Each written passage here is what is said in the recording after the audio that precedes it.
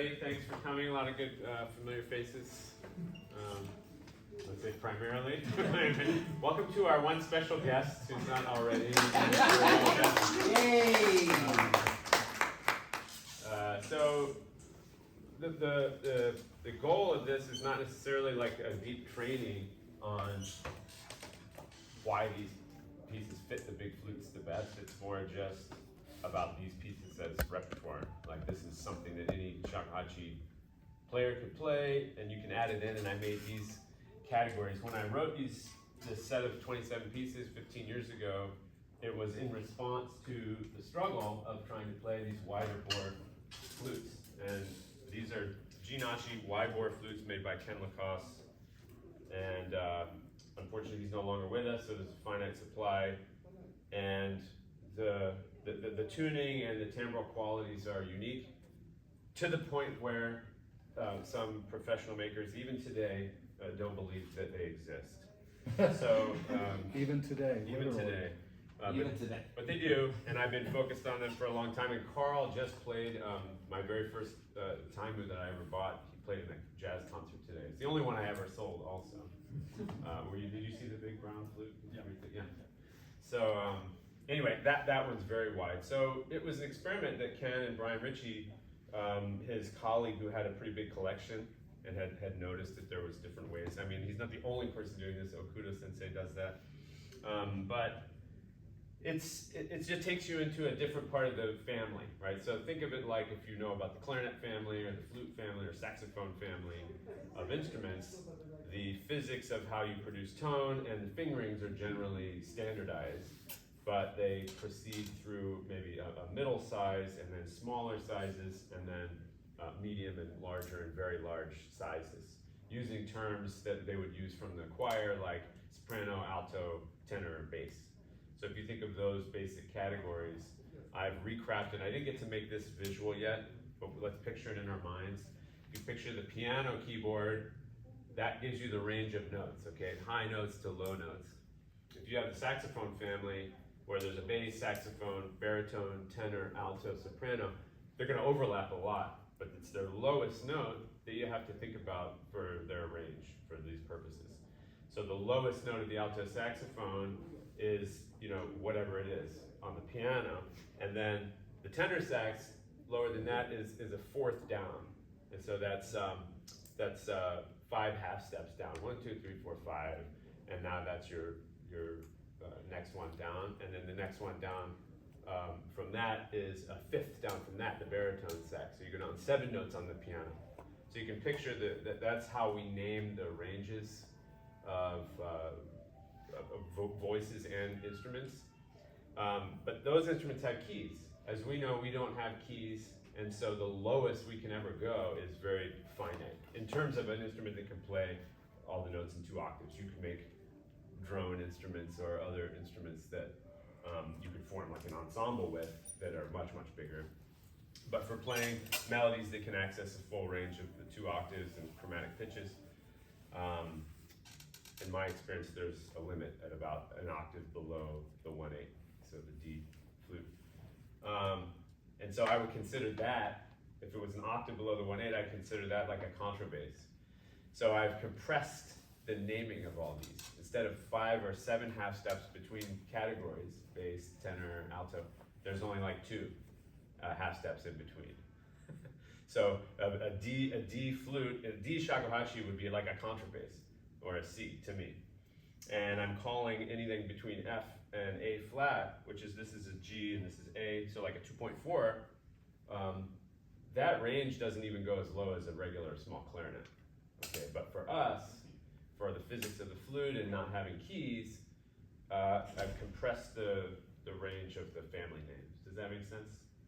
So when I say bass shakuhachi, which I kind of coined that term for my own purposes, because Ken made these and called them taimu. It's kind of a brand name, but the concept, if other people are making flutes kind of like that, is a concept that everybody should participate in and enjoy if they like this tone. So the name bass shakuhachi made sense. I came from the bass clarinet world and the baritone sax world, so and it's the same as cello to violin or trombone to trumpet, for instance. So it's a family of instruments, and eventually it feels like, you know, you shouldn't have to, for instance, if you love the sound of this instrument and you want to spend a lot of time playing my pieces or honkyoku or improvising on these instruments, you don't have to feel pulled like, but the 1/8 is the main flute. I have to do that. That's still how music school is set up, right? If somebody wants to focus on bass clarinet, they have to do clarinet, and then bass is kind of like a subcategory. Well, I'm a kind of I'm a instrumental family like activist. Like, no, we have equal artistic rights as a low range instrument. Just like I would say in the cello world, I would hope they are treated.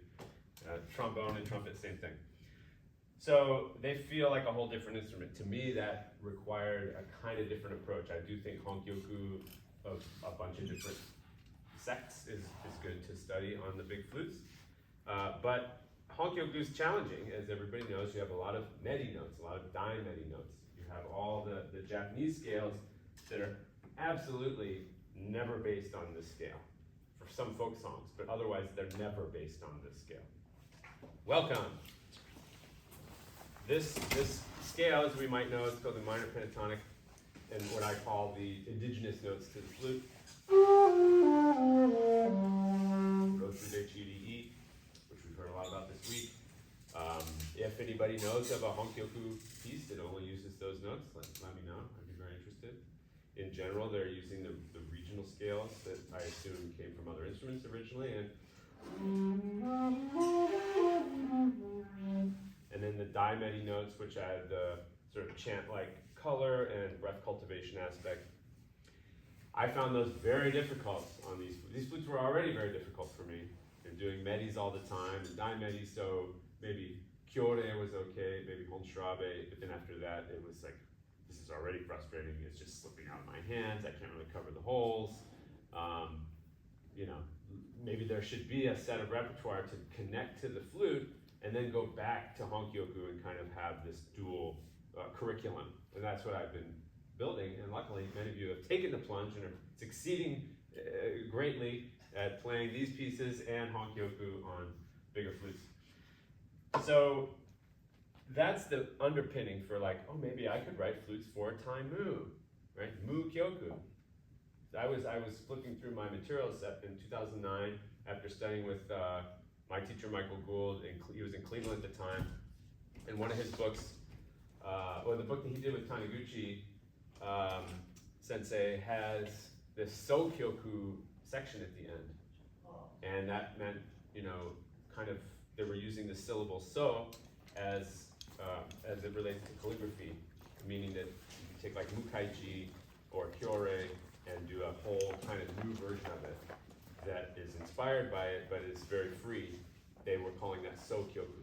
So I felt like I felt a little bit, it was a little questionable, like ethically, am I allowed to use kyoku as a suffix and mu as a prefix? But, you know, he made Taimu, that was his professional name, Mujitsu, meaning emptiness, and there is more space in these.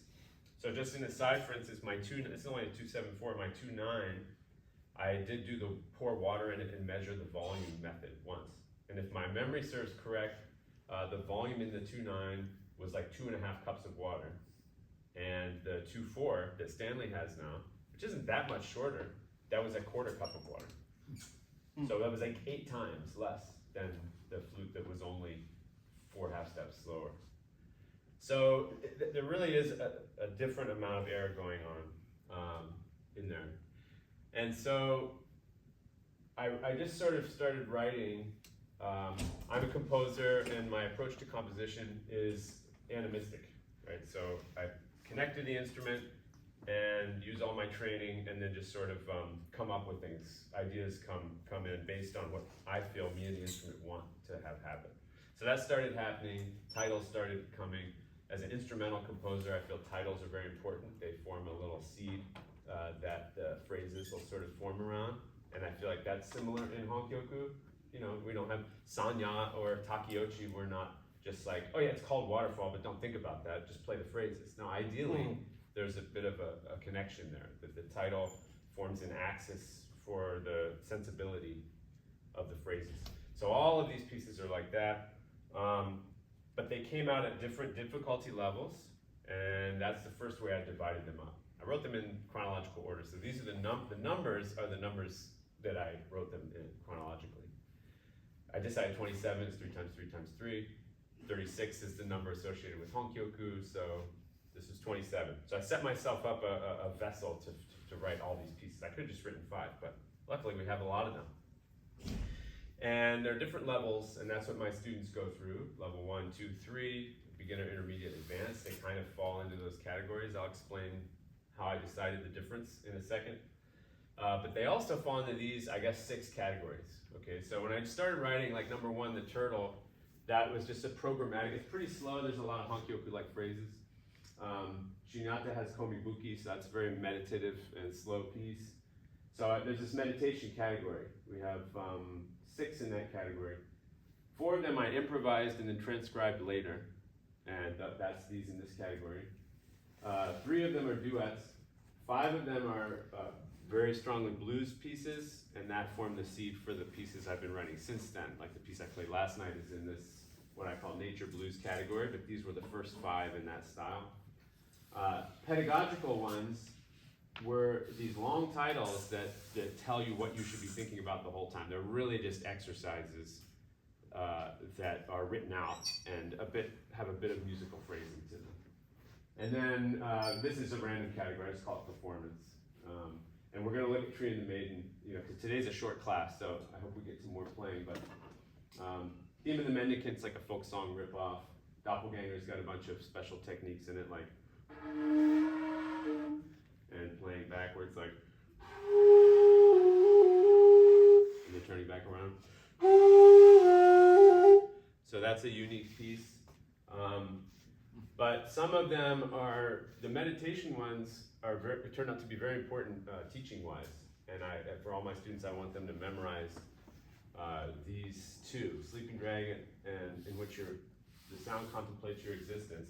And maybe we'll look at that one first, in which the sound contemplates your existence, because it's turned out it feels to me anyway, like it's a pretty successful follow-up to Kyorei. It's not nearly as hard as Honshirabe. Again, no medi, no nayashi. Well, there's a few medi. There's 6 re-medi, and then there's sano, which is not medi, but it's a chromatic pitch, and no daimedis. So, but the same kind of phrasing. The way I think about it is, let's say Honshirabe, tsurere, 4 things happen in that phrase. Kyorei, you work up from 1, 2, 3, 4 things per breath. So that was kind of my model, is that these breaths should have, maybe 2 to 5 things per breath, and be primarily sustained based and based on the main pitches of the flute. They turned out pretty good. Now the challenge of this is what? For those of you who've had to work on it. Why is this harder than Kyorei?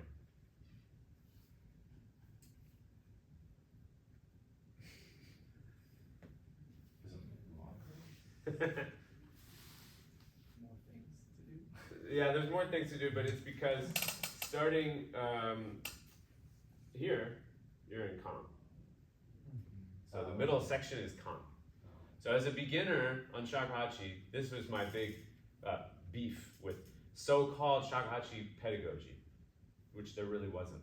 There really isn't any. And there's no curriculum like what we had on band instruments, where you do whole notes of one note, 4 bars, and then whole notes on another note, 4 bars. They're just folk songs and some beginner Honkyoku. After that, everything has medi, everything has kan, even folk songs. And as a beginner, that's, especially with a beastly flute, that's kind of frustrating. If kan is difficult, it's not a very rewarding practice. So if the kan section stays in Otsu, that's also fine, for this piece. But let's try to do a call and response on this piece, and let's just do only the 2 4s for this. And then we'll go back and do some phrases with everybody, whether it's G, A, or D. It'll still work. So yeah, let's just do this call and response, and just to see how it goes. Okay, especially for people who I haven't heard play it. Yeah, I guess you can't really bend the C sharp. Not that far. If anybody has a 2/4, so just 2/4.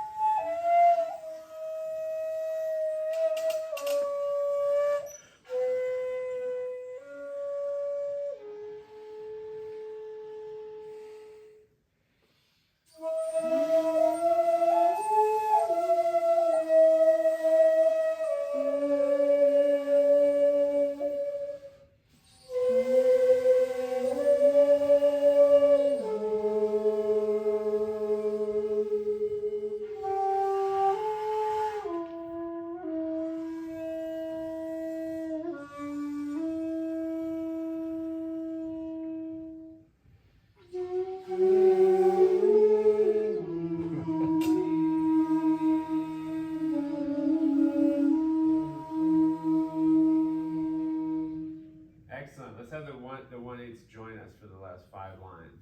Okay, it'll be fine. So it's still call and response, but the last 5 lines is where we're at.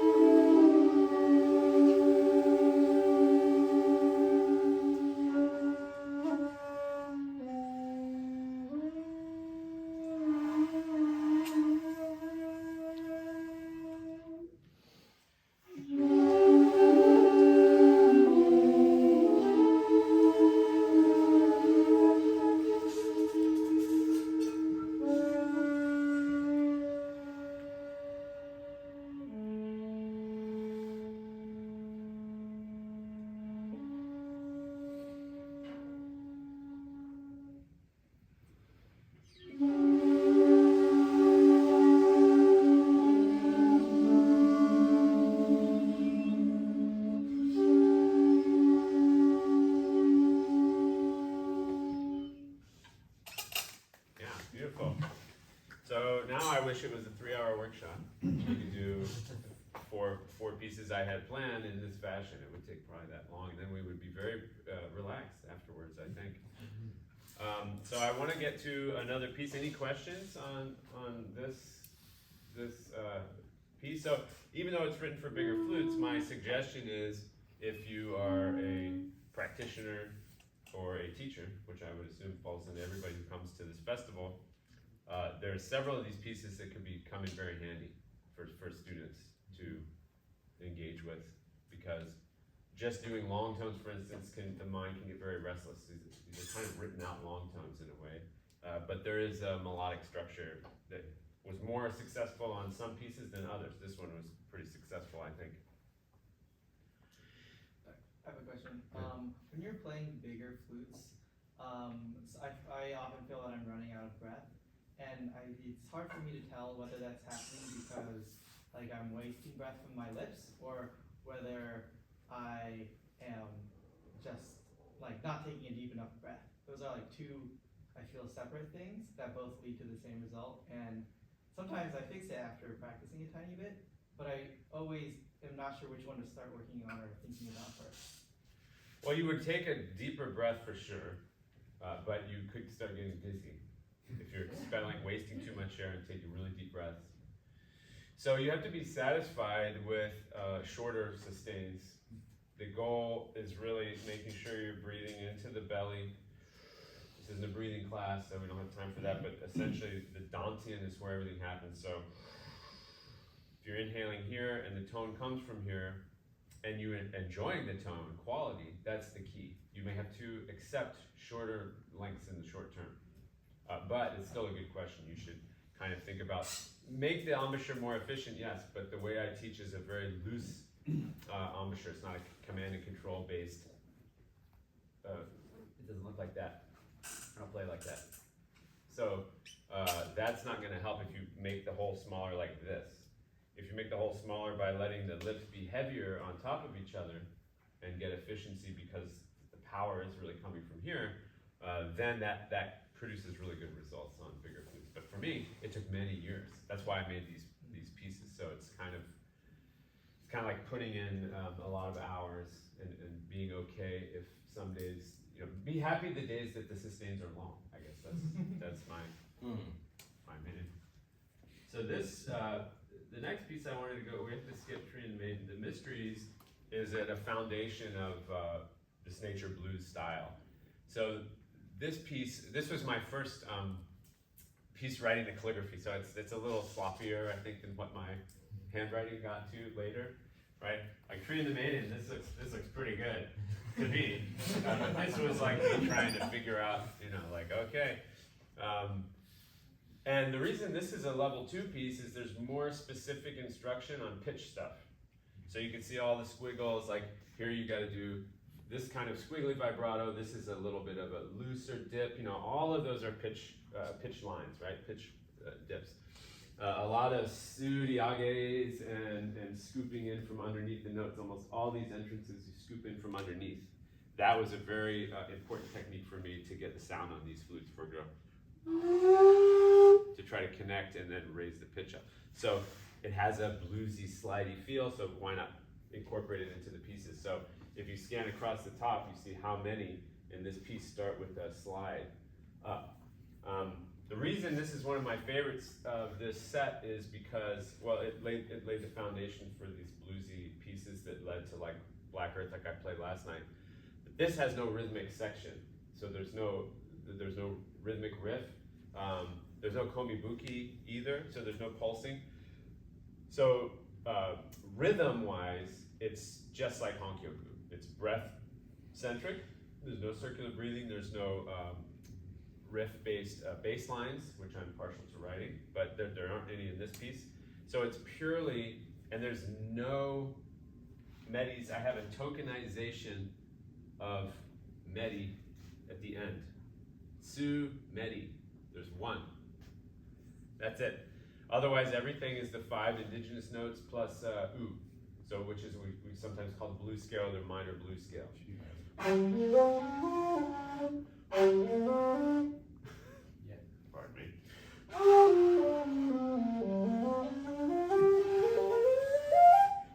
5 notes plus the flat 5. That's the scale for this piece. So it's but the rhythm is Honkyoku. So it's basically a blues Honkyoku, we could say, with more pitch-specific stuff. Instead of Naiashi, there's a specific vibrato, Yuri, I guess we could say. So there's a lot more specific instructions in here, more things per breath. So this is a level 2 piece. Let's try it. So if anybody has G, how many G flutes do we have in the house? 1, 2, okay. Yeah, but let's do it. Let's do call and respond. Everybody else do the chanting. Thank you, Aaron, for leading the chanting approach. So I want to hear these, so try to chant if you don't have the G flute. We're going to play this as low as we can. We're not going to play the whole thing, but just the first 5 or 6 lines so you can get an idea of what's going on here.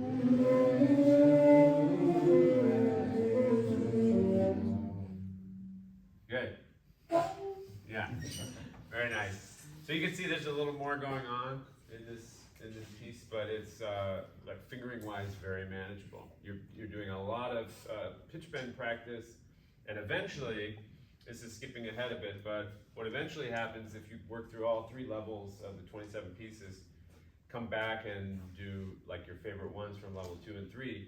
These pitch over the years, this has evolved. Instead of these pitch wiggles, you can replace any of these pitch instructions with what I call texture turbulence. These are breathy sounds that are not the same necessarily as just muraiki. So for instance, instead of this line, the chi there, you might go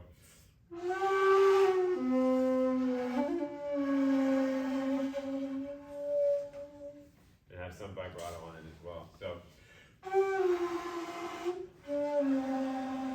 these are specific breath distortions that are, as far as I know, signature sounds for the Blackhurst school. I haven't observed other people playing these kinds of flutes that use that exact distortion. It's not that there's a choppiness to it, but the tongue's not involved. So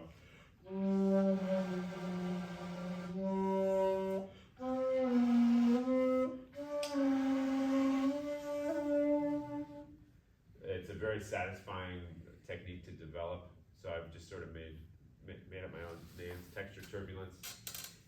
These flutes taught me how to do it, but I can do it on the skinny flutes now. So anybody can figure it out. But there's a compression to the breath. Tongue isn't really involved, but there is still compression, like muraiki. But yeah, I'd be curious. Yeah. Sorry. You're playing this on the 2/8.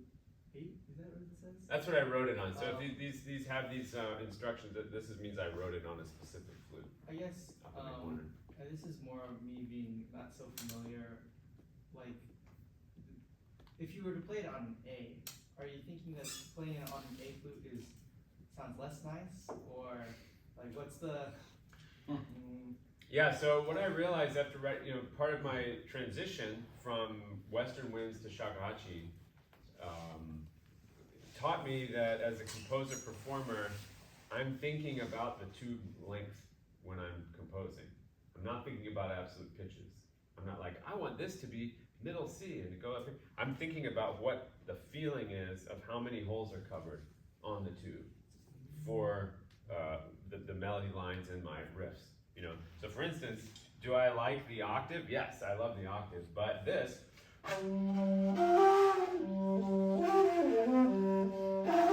also just feels good to do based on that, moving from the sound being here to being up here. So where the sound is in the tube is what's important. So Shakuhachi notation is perfect for that because it's self-transposing. So you pick up another flute and you still have the same feeling. And I'm doing the same thing when Western woodwinders play these pieces. If I translate this for a bass clarinet colleague, which I've done for several of my pieces, it's the same thing. They're going to play their low G on clarinet or low D on saxophone or flute because it's the same tube length fingering. So it's not that it sounds less good. You're going to go up a whole step, as you said. However, and again, there's no problem with playing on the 1/8. But let me just demonstrate. I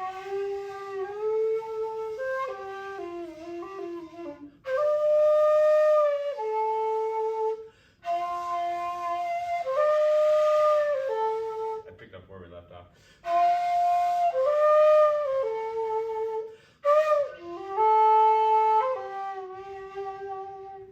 Like, there's absolutely nothing wrong with it in the wide world of music and composing.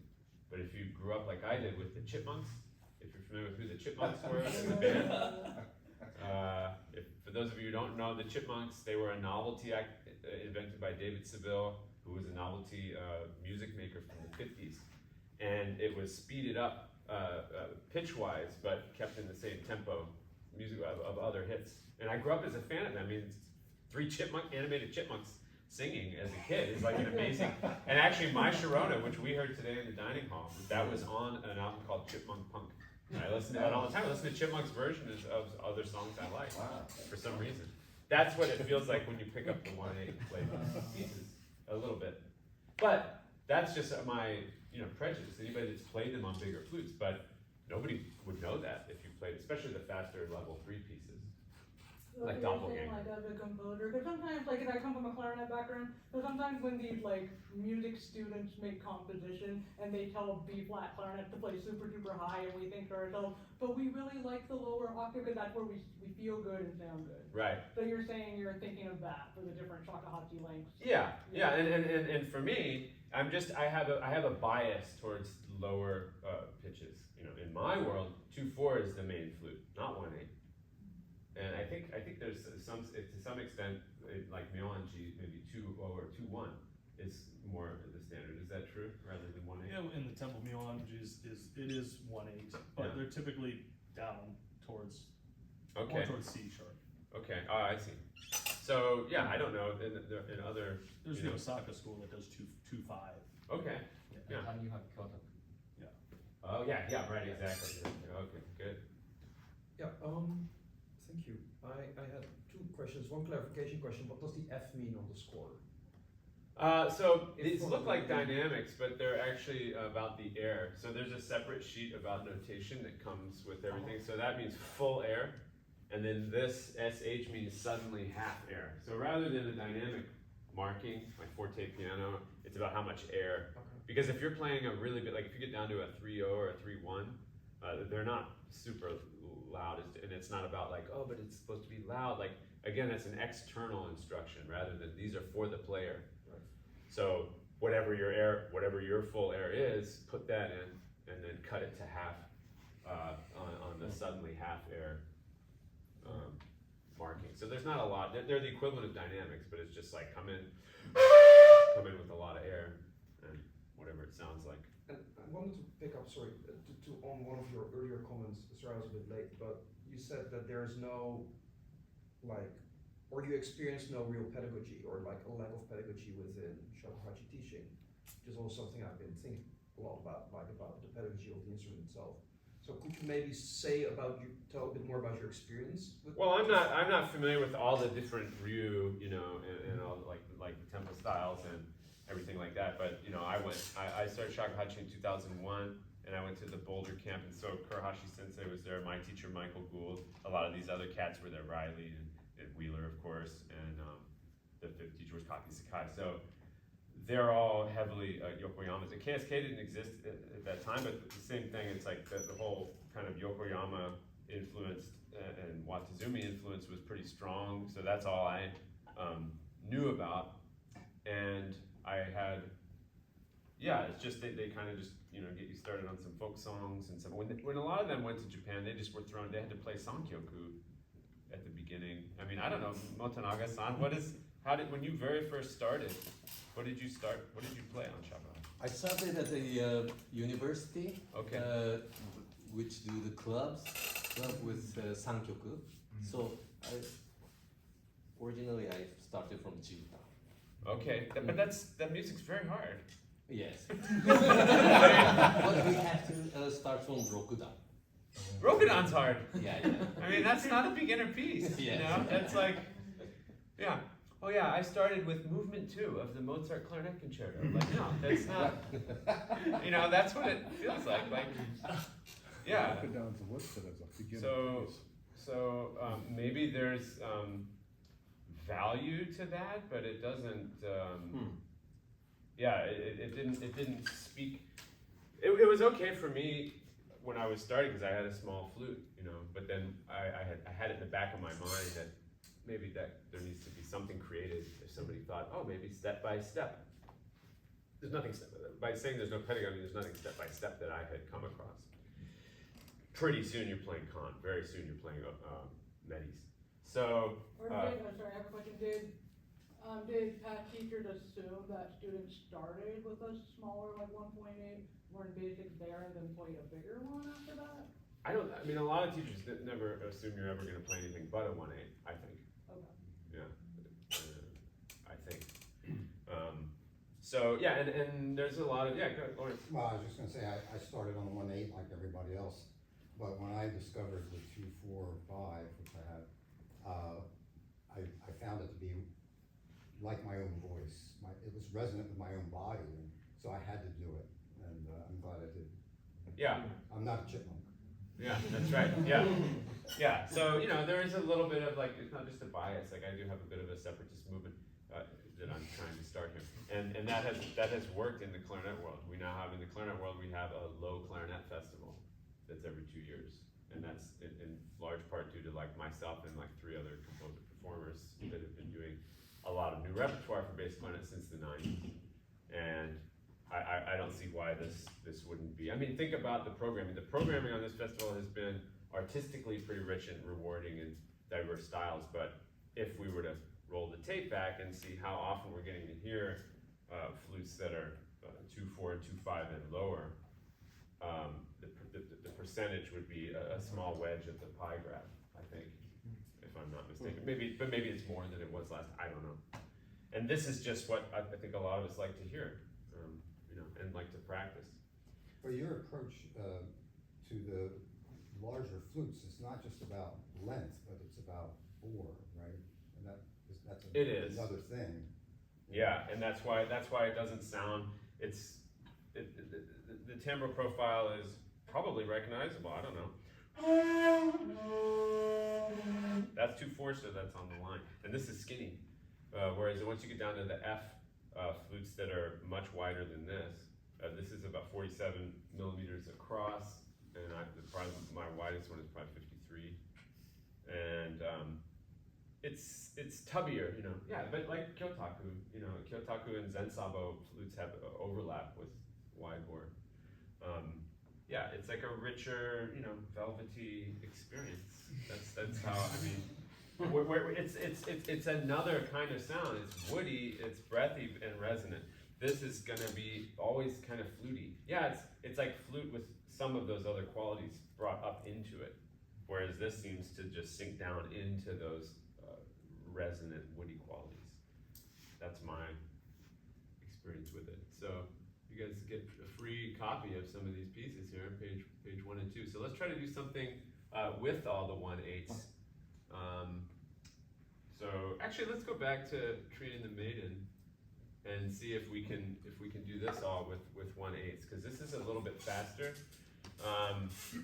Once it gets going, this is what I call one of the concert pieces. So it's programmatic, and you're playing low notes. There are medis. It's a level 2 piece. Rip-offs from Mukyoku pitches and establishing the tree character in low notes, and then as soon as we get to line 5, we're going up to Kan, and this is the maiden character. And the key to this piece is the scale that I call mixolydian pentatonic, which in scale degrees is 1, 3, 4, 5, flat 7. So all that means is remove the tsu, replace it with re medi. And in Kan, we play re medi. Most flutes you can add the 1. That's not equal temperament tuning very good, but it's fine. I like it. And then in Otsu, you would partially shade the 2 whole. So the scale is.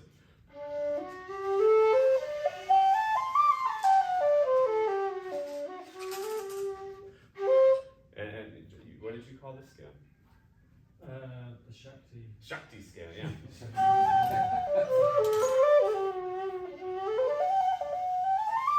It's nice. It's really nice. So that's the main flavor of this piece. That's the compositional focus of this piece after it gets going. So let's just try to do it all unison. We're doing pretty good on time, but we might fit in the beginning of another piece. So let's not do call and response. Let's just do unison on 1/8. All right. Here we go. First breath is a little bit hefty, so get a good inhale. Let's inhale to the count of 21 together. 21. Okay. How about 6?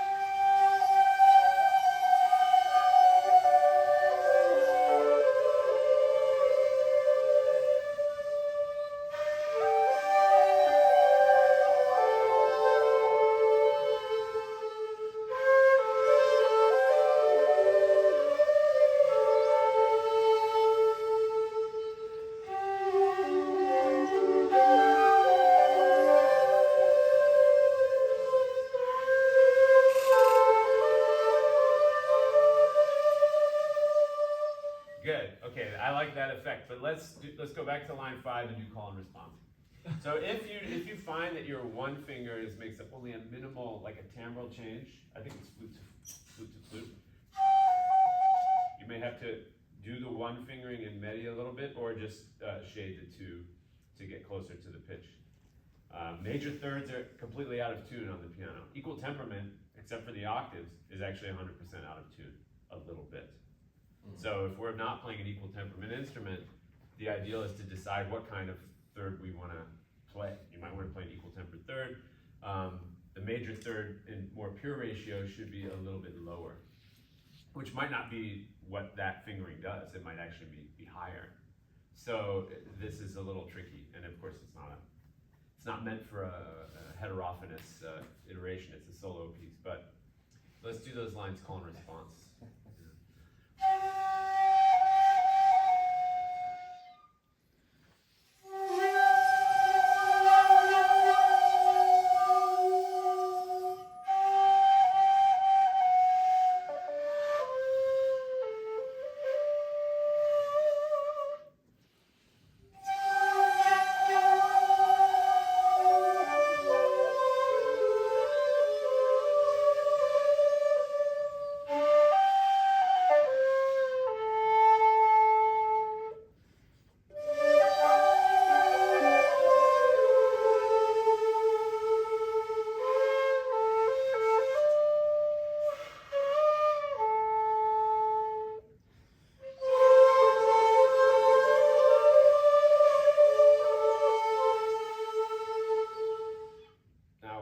Shade the one for this very many.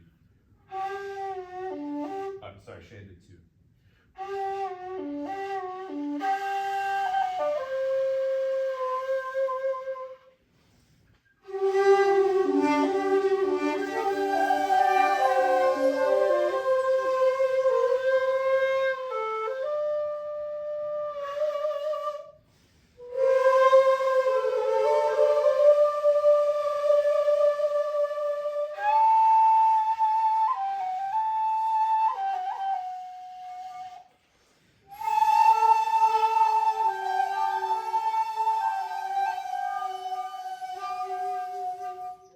Good. Yeah, that was fun. Because of the concert, I'm a little paranoid about time. So, any questions on this? There's some Komi-buki at the beginning. Everybody did really good on that part. So I think this piece sounds good with the 1/8 or a 1/9 or whatever. But the fact is, Shakuhachi repertoire is really unique in the world because it establishes like a solid bunch of repertoire for solo unaccompanied woodwinders, which I claim doesn't exist anywhere else. And so that's, as a composer, performer, that's what I've absorbed. It was about 8-9 years of just learning. In that sort of dokyoku style with my teacher, who studied with Yokoyama and Taniguchi. And then once I started playing the big flutes, the creative juices kicked in a bit more, and these pieces came out, and now I have a kind of an evolved style that incorporates other influences. But why Honkyoku works musically and artistically as a solo unaccompanied and pulse-free art form, I think is very significant. And I don't always hear that zoomed out perspective. I think a lot of people in this crowd completely understand that, but they just take it for granted. And they don't know the other rest of the woodwind world enough to know that that's really rare, that you could show up. I mean, everybody who shows up and plays on stage by themselves with this stick of wood, that takes a lot of guts. You can have the greatest violinist, in an orchestra in the world, and they might not have the guts or the repertoire or the understanding to show up and play, like a 90-minute set just by themselves. So there's this whole kind of qigong, energy cultivation, self-reliance piece that's, I think, is a big part of playing this instrument. Yeah, can you talk a little bit more about transferring to other like taking this then transferring it to bass clarinet. Well, the problem with a piece like this, so medis, I'm demi-dogmatic. I believe that medis and dimedis exist for breath cultivation purposes. I have a why for everything, which people who learned exactly like I did don't have a why. Their why is because they were told to do. That's never where I end with my why. So, however, I do think that the timbral difference between a full note and a medi dimedi is important because of the breath aspect that it requires you to adapt. And I don't think that other instruments can do that. There's no equivalent. They would be kind of faking it with like a false fingering or something. So when it comes to Nyashi, medi, dimedis, the basics of pitch bending and Honkyoku are those three things. I don't think other instruments can do them for the right reasons. They could imitate the sound to some extent. But expressive bends, like at the beginning of Mysteries, they should be able to do that. They should be able to do whatever it is, glissandi and portamenti or whatever the Italian words are. Were you running it out in Western notation? Mm-hmm. Yeah. Well, like the first piece we played, I've written in Western notation just because this is just letters, right? So you could just write this D, D, C, C, D, D, C, C, D, and you just write it like that, and then hand it to flute players, and it's fine. And if you have on clarinet, students like who could like I'm just like learning how to read. Yeah. I took this class like 2 days ago about how to like read this. Yeah, you're doing great. Like, okay. Do you have anything in like the Western notation, just as like a teaching piece? Like okay, so here is in this notation, and then this is the Western equivalent. So we always know what 4 of these I did that 10 years ago. I have them around, so give me your email. I can just send. Because that's the same. Like if you're playing clarinet, then it would be G. Because like I said, I base on the fingering, not the pitch rhythm. So G, G, F, F, G, G, F, F, G.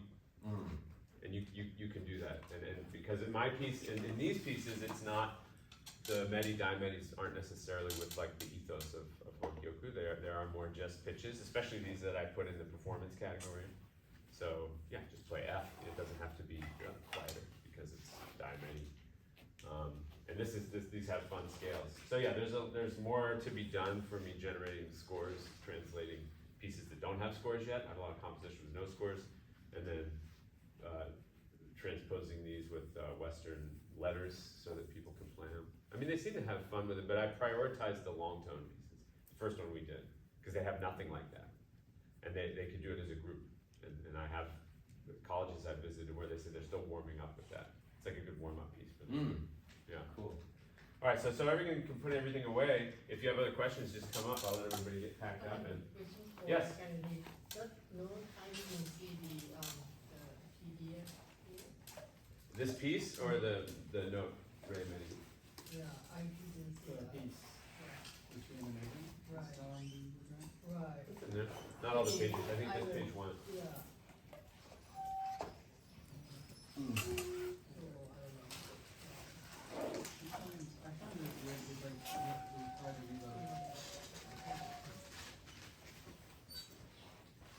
Thanks for coming.